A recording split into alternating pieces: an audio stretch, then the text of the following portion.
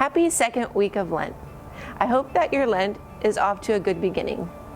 This Sunday, we hear in the gospel and in the readings beautiful imagery of this mountaintop experience with the Lord. In the first reading, we hear of it with Abraham and Isaac. Abraham has such amazing faith that he's willing to sacrifice his son.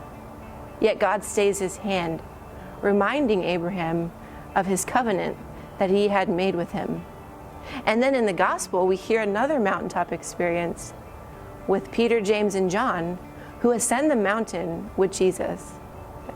It's amazing to think about this mountaintop experience that the apostles have with the Lord, because they're atop the mountain and they're with Jesus in all his glory. They're fearful yet astonished, but yet they come down the mountain. Imagine what that would have been like if you're Peter, James, and John, to walk down the mountain with Jesus, not knowing what will come after they descend the mountain. And we hear quickly after that Jesus begins his passion, death, and resurrection.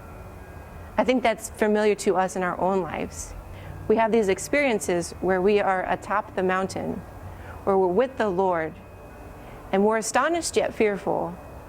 But then we come down the mountain, perhaps after a retreat, or after our conversion, we come down the mountain and we experience suffering and trials. This is precisely what happened with the Lord and with the apostles. They came down the mountain and they experienced suffering and trials.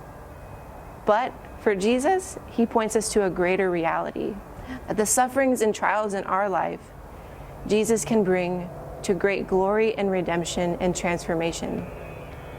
See, the transfiguration fell short of the complete glory of God because Jesus had not suffered and died. Jesus suffers and dies and rises, and his glory becomes apparent. Have you had those experiences in your life where you have been on your mountaintop with the Lord?